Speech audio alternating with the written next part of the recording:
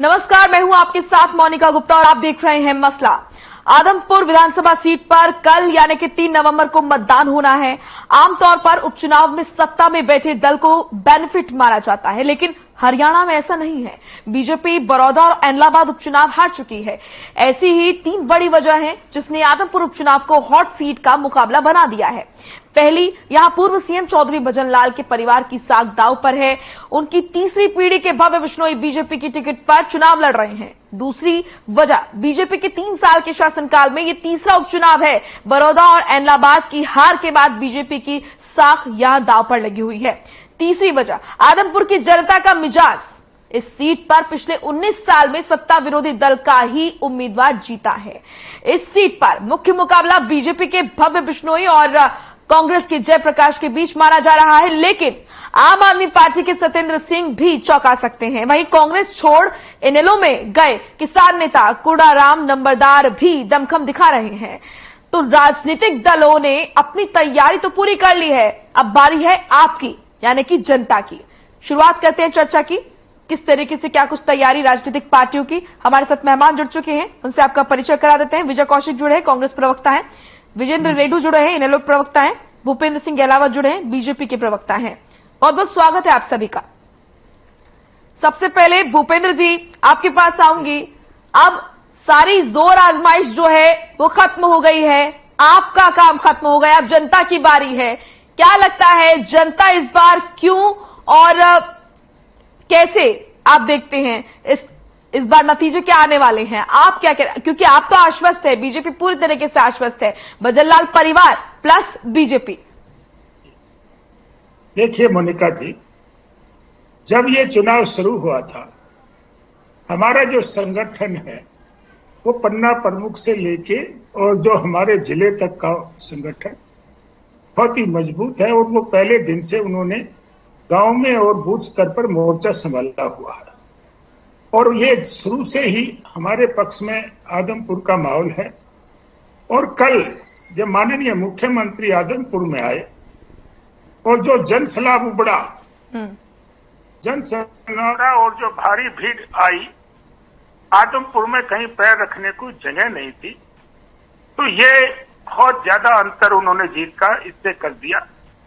और जो मैसेज माननीय मुख्यमंत्री जी ने दिया कि सबका साथ सबका विकास, और जब ये अपोजिशन में भी आदमपुर था तब भी हमने 300-350 करोड़ रुपए के काम यहां से कराए।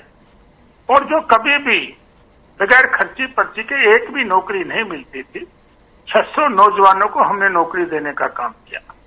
और ये कल के बाद एक तरह से एक तरफा माहौल बन गया।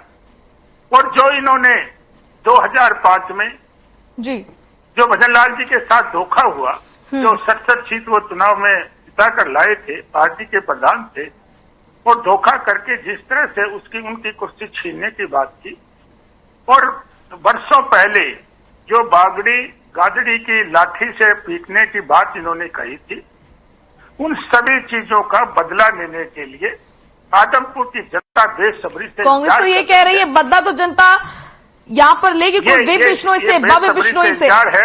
और जब कल जैसे ही पोलिंग शुरू होगी, वोट की चोट करके ये सारे अपमानों का आदमपुर की जनता बदला लेगी और भव्य बिश्नोई भारी बहुमत से एक तरफ से चुनाव जीतेगा। हमारे सभी तरह का जो इंतजाम है बूथों पे और दूसरे गांव में, वो सभी तरह के हमारा संगठन है और हमारी पूरी तैयारी इस चुनाव के लिए है। मैक्सिमम वोट लोग डालने भी जाएंगे। और मैं तो ये कहता हूं कि सारी पार्टी ये दूसरे नंबर की लड़ाई लड़ रही है, तीनों पार्टियां। और मैं तो ये कहता हूं जिस किसी की भी जमानत बच जाएगी तो वो गनीमत है, वो अपने आप को खुशकिस्मत समझे।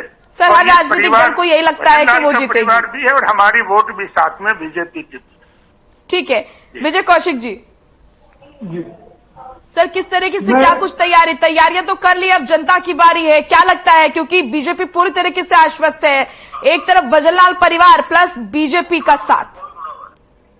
देखिए, सबसे पहले तो मैं कांग्रेस पार्टी की तरफ से आदमपुर क्षेत्र की जनता से अपील करता हूं कि वे अधिक से अधिक तादाद में मतदान में हिस्सा लें और इस उपचुनाव में ये साबित करके दिखा दें कि आदमपुर की जनता जागरूक है और अधिक से अधिक लोग यहाँ के मतदान में हिस्सा लेते हैं। पहली बात। दूसरी बात, मैं कांग्रेस पार्टी की तरफ से, चौधरी भूपेंद्र हुड्डा जी की तरफ से ये विश्वास दिलाना चाहता हूं कि हम लोकतंत्र में अपनी लड़ाई को ईमानदारी से लड़ रहे हैं।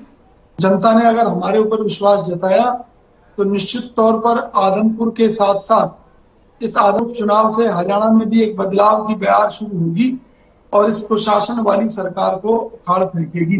दूसरी बात, ये जो अभी भाजपा प्रवक्ता बड़ी बड़ी बातें कर रहे थे, मैं ये कहता हूं कि अगर आप इतने ही आश्वस्त थे तो मुख्यमंत्री क्या और भाजपा के दूसरे नेताओं को क्या इस चुनाव में उतरने की जरूरत थी? बिल्कुल आने की भी जरूरत नहीं थी। सर, अपनी जिम्मेदारी तो सभी निभाते हैं ना सर। आश्वस्त तो आप भी है ना सर, आश्वस्त तो कांग्रेस भी है, लेकिन फिर भी भूपेंद्र सिंह हुड्डा उतरे ना प्रचार के लिए। नहीं, आश्वस्त हम अपने जो हम वहां पर लड़ाई लड़ रहे हैं उसको लेकर है आश्वस्त। लेकिन ये जो सरकार में रहकर ये दावा कर रहे हैं कि नहीं जी बाकी पार्टियां नंबर 2 की लड़ाई लड़ रही हैं, तो भाई अगर आप इतने ही निश्चिंत हो तो अपने घर बैठ जाओ, फिर चुनाव मैदान में क्यों आ रहे हो? तय तो जनता करेगी ना कौन पहले नंबर पर होगा, कौन दूसरे नंबर पर, कौन किस नंबर पर। भाई आज तक हरियाणा में जो इन्होंने रोजगार देने की बात कही थी, जो उद्योग धंधे नए लगाने की बात की थी, यहाँ पर विकास की जो बात की थी, हर मुद्दे पर भाजपा सरकार फेल रही है।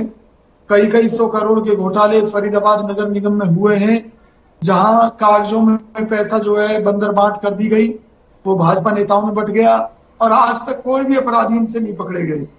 हजारों करोड़ के घोटाले हो चुके हैं हरियाणा भर में, लेकिन सुनवाई करने वाला कोई नहीं है। और किराए की भीड़ आदमपुर के अंदर इकट्ठी करके ये जताना चाहते हैं कि ये इस चुनाव को जीत गए हैं। तो दिल बहलाने के लिए अगर भाजपा ये ख्याल सोच रही है तो अच्छा है कि दिल बहलाते रहे। हमने तो संघर्ष की हमेशा रास्ता पकड़ा है उसे, और उसी रास्ते पर चलकर हम आदमपुर की जनता के लिए काम करेंगे निश्चित तौर पर। ठीक है रेणु साहब, किस तरीके से क्या कुछ तैयारी, क्योंकि तैयारी तो हो चुकी है, जैसे कि मैं सभी से पूछ रही हूं कि आपकी बारी तो पूरी हो चुकी है, अब जनता की बारी है सर। कांग्रेस का कहना है कि कांग्रेस का गढ़ रहा है हमेशा से आदमपुर, बीजेपी कह रही है इस बार भजनलाल परिवार प्लस बीजेपी यानी कि डबल धमाका। आप बताइए, आपको क्या लगता है किस तरीके से खास आपकी रणनीति और क्यों जनता आपको चुनेगी? मोनिका जी, सबसे पहले आपके चैनल के माध्यम से मैं आदमपुर की जनता से निवेदन करना चाहूंगा कि भाईचारा सबसे बड़ा होता है और इस चुनाव में भाईचारे को बना करके रखें, शांति प्रिय ढंग से मतदान करें और हर मतदाता मतदान करने का काम करे, क्योंकि एक लोकतंत्र में मतदान करना भी एक बड़ी जिम्मेवारी का काम होता है। और जैसा मैंने कहा कि भाईचारा सबसे बड़ा है और हमने इंडियन नेशनल लोकदल पार्टी ने भाईचारे की सहमति से ही वहां पर उम्मीदवार उतारने का काम किया है। चौधरी कुरुड़ाराम जी के लिए एक बड़ी महापंचायत हुई थी आदमपुर की, जिसमें लगभग सभी गांव के लोगों ने भाग लिया और उन्होंने ये मांग रखी थी कि हम कुरुड़ाराम जी को यहाँ का एमएलए देखना चाहते हैं, एमएलए बनाना चाहते हैं। उनकी मांग को स्वीकार करते हुए इंडियन नेशनल लोकदल पार्टी के सुप्रीमो भाई अभय सिंह जी चौटाला ने उनको अपनी पार्टी का उम्मीदवार बनाया और उसके चुनाव में पूरा भरसक प्रयास किया। चुनाव जिताने के लिए पूरी मेहनत की सभी वर्करों ने। हमारी पार्टी के सभी वर्करों का, नेताओं का भी मैं धन्यवाद करता हूं। उन्होंने दिन रात एक करके प्रत्याशी के लिए चुनाव प्रचार करने का काम। दूसरी बात मोनिका जी, इंडियन नेशनल लोकदल के प्रत्याशी जो चौधरी कुरुड़ाराम जी हैं, वो सभी उम्मीदवारों के ऊपर भारी पड़ते, जिसका कारण सबसे बड़ा ये है, जैसे अभी कांग्रेस वाले भाई ने भी बताया कि सरकार ने पूरी मशीनरी को लगा दिया है कि ताकि वो अपनी जिद को बचा सके। आज देखिए आदमपुर में क्या हाल है। हलोपा, जेजेपी, हरियाणा जनहित पार्टी, बीजेपी पार्टी, सारी पार्टियां एक होकर के ये कर रही है कि वे किसी तरह से इस बार हमारी इज्जत बच जाए, क्योंकि जितने भी बाई इलेक्शन हुए हैं, चाहे वो एलनाबाद का था, चाहे बड़ौदा का था, हर जगह सरकार को मुंह की खानी पड़ी है, हर जगह इनको हार का मुंह देखना पड़ा है। तो आज किसी न किसी प्रकार से इनका ये प्रयास है कि इस सीट को हम जीत ले, इसीलिए सारे ग्रुप को इन्होंने इकट्ठा करने का काम किया। आपने देखा होगा कि जननायक जनता पार्टी लास्ट वाले दिन में आकर के चुनावी मुहिम को ज्वाइन करने का काम करती है। पहले वो दूर थे, लेकिन जब सरकार को लगा कि तुम्हारी जो नैया डूबने वाली है, तो उन्होंने किसी भी तरीके से भव्य बिश्नोई के साथ दिखे, वोटों की अपील की उनके लिए। अब देखिए, हाँ मोनिका जी 5 सेकंड और लेता हूं मैं। किस प्रकार से चौधरी देवीलाल और भजनलाल की एक दूसरे के सियासी कितने तकड़े दुश्मन हुआ करते थे सन 1968 से लेकर के आज तक। 1972 में चौधरी देवीलाल और भजनलाल ने भी इलेक्शन लड़ा था, लेकिन इतनी बड़ी दुश्मनी होने के बावजूद भी कुलदीप बिश्नोई को जननायक जनता पार्टी के आगे झुकना पड़ा और उनको लास्ट वाले डे में, पहले वो कहते रहे उनका मन करेगा तो आ जाएंगे, लेकिन अंतिम क्षणों में उनको भी सरकार ने बुलाने का काम किया। तो इससे साफ लगता है कि भारतीय जनता पार्टी घबराई हुई। ठीक है भूपेंद्र जी, भारतीय जनता पार्टी घबराई हुई है। देखिए, भारतीय जनता पार्टी का चुनाव शुरू से एक तरफा चल रहा है और ये मेरे जो इनेलो के साथी हैं, मेरी इनसे हमदर्दी है। मैं ये चाहता हूं कि भगवान करे इनकी जमानत भी बचे, लेकिन मेरी प्रार्थना के बावजूद भी ये जमानत बचाने की स्थिति में नहीं आए। और पहले दिन रेड्डू से साहब का कहना है पिछले 2 बाई इलेक्शन में तो आप जीत नहीं पाए, तो इसमें इतना कॉन्फिडेंस किस बात का दिखा रहे हैं आप? देखिए, मैं ये कहना चाहता हूं, मैं 2 बाई इलेक्शन का भी जिक्र कर दूं। मैं पहले तो बड़ौदा का जिक्र कर दूं। बड़ौदा हमारी सीट नहीं थी, वहां कांग्रेस पार्टी का एमएलए था और उसका देहांत हो गया था। और ये एक प्राकृतिक बात है कि जिसका देहांत होता है उसके प्रति लोगों में हमदर्दी हो जाती है। और हमारा जो वोट परसेंटेज था वहां डबल हो गया था। जो सीट ये जनरल इलेक्शन में जितने वोटों से जीते थे, ये उससे मुश्किल से 5-6 हजार वोटों की जीत पर आ गए। और आप दूसरे की बात करते हो, ये सही है कि हम तो थोड़े से वोटों से मुकाबले में हार गए। और जो कांग्रेस पार्टी बड़े बड़े दावे करती है, उनकी जमानत जब्त हुई थी उस बाई इलेक्शन में। और मैं तो रेड्डू साहब के बारे में भी, इन्होंने बहुत अच्छे बोलते हैं ये, लेकिन अब स्थिति वहां ऐसी है कि वहां इनकी जमानत नहीं बचेगी। हाँ, वोट जरूर ये अच्छे ले जाएंगे। मैं जो पहले ये जितना सोच रहे थे उतने तो नहीं, लेकिन 10,000 12,000 के आसपास मेरा जो आकलन है ये वोट लेंगे और वो इनके लिए एक बहुत बड़ी उपलब्धि होगी। पिछले चुनाव में तो ये 2,000 या 3,000 ही वोट ले पाए थे। उनका वोट परसेंटेज तो बढ़ेगा, जरूर बढ़ेगा। ये इनके लिए अच्छी खबर आएगी।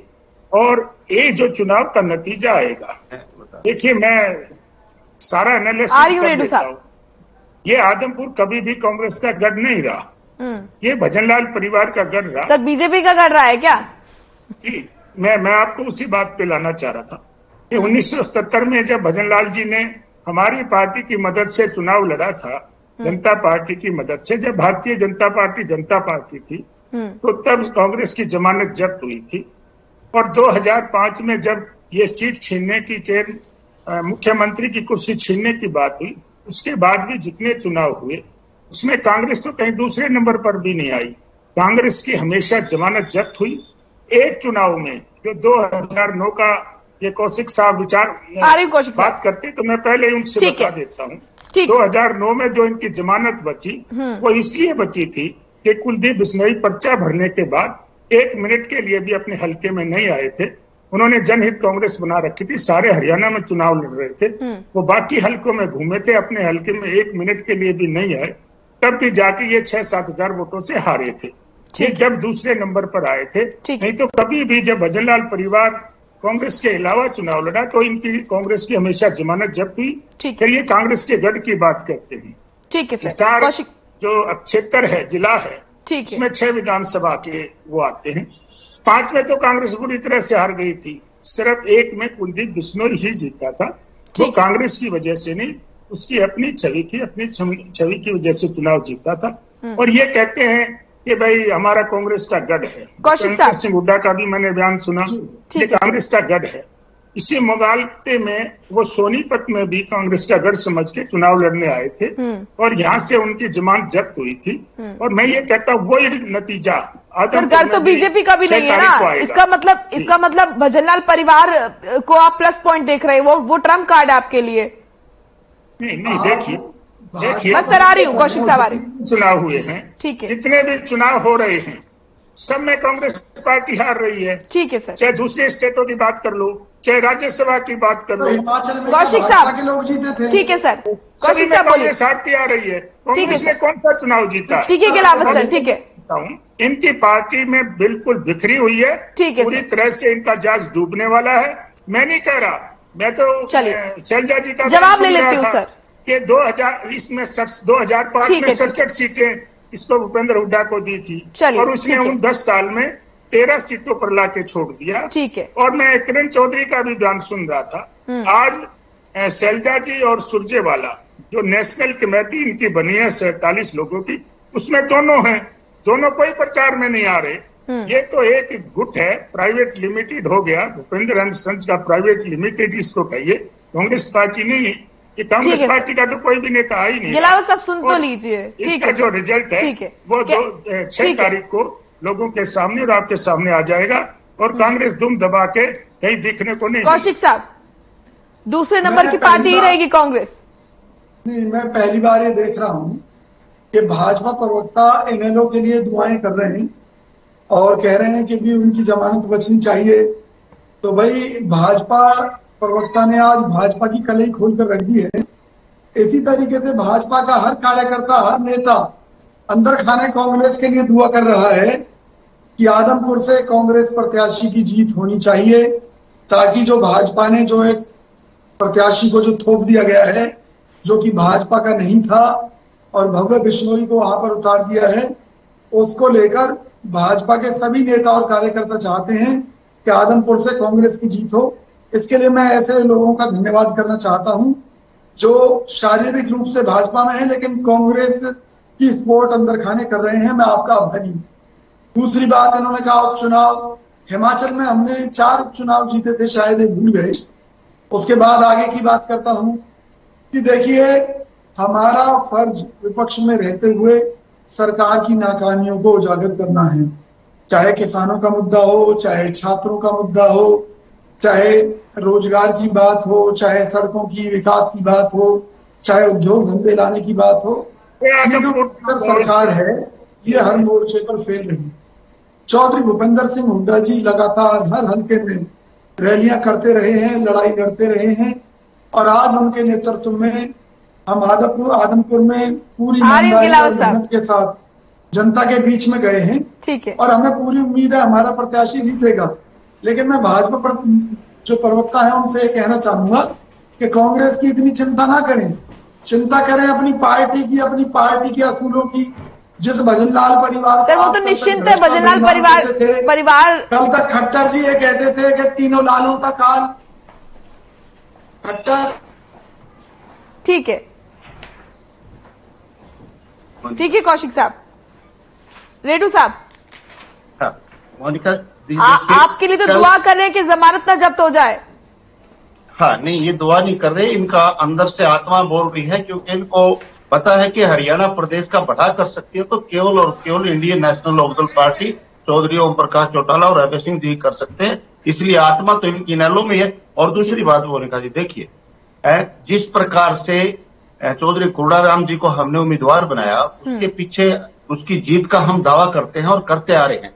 और मैं दुआ करता हूं, गहलावत साहब से भी निवेदन भी करता हूं कि इलेक्शन को सही तरीके से करवाने का काम करें, क्योंकि जिस प्रकार से दब करके ऐलनाबाद में सरकारी मशीनरी का और अनुचित साधनों का प्रयोग किया गया था, कैश की गाड़ियां पकड़ी गई थी, इस तरह का वहां पर कार्य यदि नहीं किया जाता है तो निसंदेह इंडियन नेशनल लोकदल पार्टी चुनाव जीतेगी। सर, ऐलनाबाद में अगर ऐसा होता तो फिर क्यों आप जीतते? हाँ, नहीं, इन्होंने प्रयास बहुत किया वहां पर, लेकिन वो पकड़ा। हमारे जो कार्यकर्ता थे मजबूती के साथ उन्होंने रात को ड्यूटियां दी और गाड़ियों को पकड़ करके पुलिस के हवाले करने का काम किया था। मोनिका जी देखिए, अच्छा। जो ताऊ देवीलाल के फॉलोअर्स हैं, हाँ, चाहे वो किसी कारण से 2019 में जेजेपी कोई अन्य पार्टी जीतती है तो गड़बड़ी के बल पर, और अगर आप जीतते हैं तो आप निष्पक्ष तरीके से जीतेंगे। बिल्कुल, सरकार ही हेराफेरी कर सकती है, विपक्ष क्या करेगा? विपक्ष को तो चुनाव लड़ना है, उसको तो सरकार के रहमो करम पर वो अपना प्रयास करता है। सरकार जो रोपणी पर आती है तो जिस प्रकार से आज ही मैं पेपर में पढ़ रहा था, अभी से होगा कि 75 बूथ जो है ना वो सेंसिटिव है और कुछ इसमें हाइपर सेंसिटिव है, कुछ सेंसिटिव है। तो हो सकता है वहां पता नहीं किस प्रकार के हथकंडे सरकार अपनाने का प्रयास पहले से ही इन्होंने शुरू कर दिया हो। देखिए मोनिका जी, मैं ये कहना चाहूंगा गहलोत भाई को, हमारे बड़े भाई हैं, इंडियन नेशनल लोकदल जो है वो ताऊ देवीलाल का लगाया हुआ पौधा है और उसके जो फॉलोअर्स हैं वो आज भी इंडियन नेशनल लोकदल पार्टी में विश्वास करते हैं। किन्हीं कारणों से 2019 में कुछ हमारा हिस्सा जेजेपी के साथ चला गया था। वो इसलिए चला गया था क्योंकि जेजेपी का वायदा था कि हम बीजेपी पार्टी को जन्ना पार भेजने का काम करेंगे, इसलिए उनके साथ गए थे। लेकिन आज जेजेपी एक सहयोगी बनी हुई है, गठबंधन में शामिल है, इसलिए जो ताऊ देवीलाल के फॉलोवर्स थे, उनके सपोर्टर थे, उनके वोटर थे, वो दोबारा से अपने इंडियन नेशनल लोकदल में अपना मन बना चुके हैं और इस आदमपुर के चुनाव में सारे के सारे हमारा परिवार दोबारा से इकट्ठा होगा, इकट्ठा होकर के वोट देने का काम करेगा। दूसरी बात, चौधरी कुर्राराम जी कांग्रेस के बहुत ही विश्वसनीय, बहुत ही एक अच्छे संघर्षशील वर्कर रहे हैं, नेता रहे हैं। 2000 में उन्होंने चुनाव भी लड़ चुका है, तो कांग्रेस के जो वोटर हैं उनकी भी कहीं न कहीं सहानुभूति चौधरी कुर्राराम जी के साथ है, क्योंकि उनके साथ कांग्रेस ने अन्याय करने का काम किया है, उनको धोखा देने का काम किया है। इसलिए कांग्रेस के जो वोटर हैं वो भी चौधरी कुर्राराम जी का साथ देने के लिए तत्पर है। तो इस वजह से मैं कहता हूं कि अगर इलेक्शन सही तरीके से लड़ा जाता है तो चौधरी कुर्राराम जी चुनाव जीतने का काम करेंगे। एक और बात मैं बताता हूं, कल मैं आपके चैनल पर हमने देखा जो आदमपुर की रैली थी, मुख्यमंत्री जी वहां पर गए हुए थे, उन्होंने घोषणा की जो कि एक बहुत ही अनुचित बात उन्होंने कही। हमारे सम्मानित हैं, प्रदेश के मुख्यमंत्री हैं, मुख्यमंत्री पार्टी का नहीं प्रदेश का होता है, हम मानते हैं इस बात को, लेकिन जिस प्रकार से उन्होंने आचार संहिता को स्टेज के माध्यम से तोड़ने का काम किया वो बहुत ही निंदनीय और बहुत गलत है। उन्होंने कहा कि प्रदेश में शीघ्र ही 40,000 युवाओं को नौकरी देने का काम करेंगे। अब चुनाव बिल्कुल सिर के ऊपर बैठा और इस तरह के स्टेज के ऊपर चुनावी इलाके में जाकर के घोषणा करना बिल्कुल गलत है, ऐसी इनको घोषणा नहीं करनी चाहिए थी। इसके अलावा भजनलाल कुलदीप जी ने भी ये कहा कि आदमपुर के लोग धैर्यहीन हैं, आदमपुर के लोग नासमझ हैं, वो छोटी छोटी बात पर शक कर लेते हैं। वो आदमपुर की जनता को चुनाव के ऊपर भी ये कहते हैं। ठीक है रेड्डू साहब, समय का अभाव है इसलिए सभी के पास मुझे जाना पड़ेगा कमेंट्स के लिए। एक लास्ट मेरा क्वेश्चन है गहलोत साहब से कि ये इलेक्शन कुलदीप जीतेगा या बीजेपी जीतेगी, इसमें भी संशय है। अगर ये जीत भी जाते हैं, वैसे तो ना नॉर्मल तेल होगा ना राधा नाचेगी, अगर राधा नाच भी गई तो वो कुलदीप की नाचेगी या बीजेपी की, ये भी ये क्लियर करने का काम है। ठीक है गेलावत साहब, अगर आप जीतते हैं तो अपने बल के शक्तियों के बल पर जीतेंगे, जिस तरीके से बता रहे हैं कि साम दाम दंड भेद सभी का इस्तेमाल करते हुए बीजेपी जो है अगर जीतती है तभी जीतेगी, वरना नहीं। देखिए, रेड्डू साहब ने जिस तरह से अपनी बात रखी और कांग्रेस पार्टी ने जिस तरह से अपनी बात रखी, इससे बौखलाहट इनकी साफ नजर आती है। और ये 6 तारीख को जब चुनाव होगा उसके बाद ये क्या कहेंगे इनकी बातों से स्पष्ट दिख रहा है। ये ठीकरा ईवीएम पर फोड़ेंगे, मिसमैनेजमेंट पर फोड़ेंगे और जितने अधिकारी चुनाव के दौरान होते हैं वो सरकार के उसमें नहीं आते अधिकार क्षेत्र में, वो इलेक्शन कमीशन के अधिकार क्षेत्र में आते हैं। और मैं इनको पूरी तरह से आश्वस्त करता हूं, झगड़ा या बेईमाना या जबरदस्ती या लूट खसोट वो आदमी करता है जो चुनाव हारता है। चुनाव जो जीता हुआ आदमी है वो ये चाहता है कि फेयर इलेक्शन हो और हम पूरी तरह से फेयर इलेक्शन। रेड्डू साहब तो कह रहे हैं ना कि वो तो जीतने वाले हैं, किसी किस्म की कोई गड़बड़ी नहीं होगी।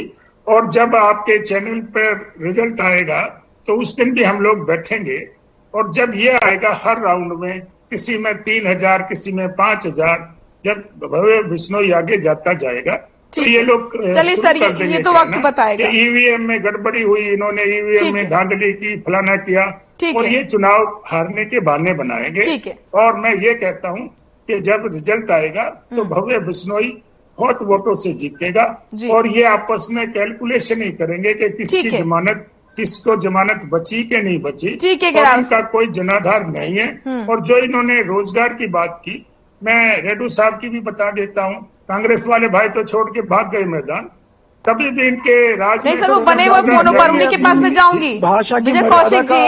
विजय कौशिक जी हमारे साथ बने हुए हैं गेलावत साहब, ऐसी बात नहीं है। नहीं, मुझे वो नजर नहीं आ रहे। 15,000 नौकरियां इन्होंने दी थी और उन नौकरियों के बदले में 10 साल की जेल काट के आए थे। ठीक है सर। और मैं ये बताइए, नौकरियों की घोषणा करना स्टेज के ऊपर सही है या गलत है? उन्होंने 9.5 के ऊपर कल ठीक है, समय का अभाव है। विजय कौशिक जी आपका रुक करूंगी। ठीक है सर, एक सेकेंड। ठीक है विजय कौशिक जी, जल्दी से आपकी प्रतिक्रिया। अभी भाजपा प्रवक्ता कह रहे थे कि उनको मैं नजर नहीं आ रहा, तो जिस पार्टी के नेताओं की आंखों पर सत्ता का चश्मा चढ़ा हुआ हो सरकार ने तो 8 उन्हें साल में विपक्षी लोग कभी नजर नहीं आते। सरकारी नौकरी देने पहली का काम बात। किया। बगैर दूसरी बात भेदभाव ये के, बगैर कि अत्याचार जिस के, सरकार ने बगैर- लोगों की यलावर नौकरियां साहब आपकी छीनने का बात का काम जवाब दे किया, रहे हैं। और एक हमने सेकेंड पूरी पारदर्शिता का हिसाब से सुन लीजिए, पूरे भूपेंद्र जी सुन हरियाणा लीजिए, को एक विजय कौशिक समान जी आपकी देखते बात का हुए जवाब दे रहे नौकरी हैं। देने का काम कौशिक साहब किया जल्दी है। बोलिए। ये मैं कांग्रेस ये और कहता हूँ भारतीय- ये जो दावा कर रहे हैं इन्होंने नौकरी देने का काम किया है, हकीकत में इन्होंने नौकरी छीनने का काम किया है। ये एक उद्योग नहीं बता सकते कि हरियाणा के अंदर इन्होंने कोई मदर यूनिट लगाने का काम किया हो। यहाँ तक कि ये स्वदेशी की बात करते थे, चाइनीज कंपनियों को इन्होंने कूड़ा उठाने का ठेका दे रखा है। हजारों करोड़ के घोटाले इन्होंने कूड़ा उठाने में ही कर दिए हैं। जगह जगह कूड़े के पहाड़ बनाने में लगे हैं। क्योंकि समय का अभाव है, आप सभी को रोकना चाहूंगी। बहुत बहुत शुक्रिया आप सभी का। विजय कौशिक जी बहुत बहुत शुक्रिया, विजेंद्र जी आपका भी, भूपेंद्र सिंह यलावर जी आपका भी बहुत बहुत शुक्रिया। तो कल वोटिंग होगी, कल मत का प्रयोग करेंगे। आदमपुर की जनता बताएगी कि आखिर उसका मूड क्या है। आदमपुर उपचुनाव का रिजल्ट बताएगा कि किसकी मेहनत रंग लाएगी और किसको आदमपुर की जनता आदमपुर सौंपती है। फिलहाल मसला में इतना ही। आप देखते रहिए खबरें। नमस्कार।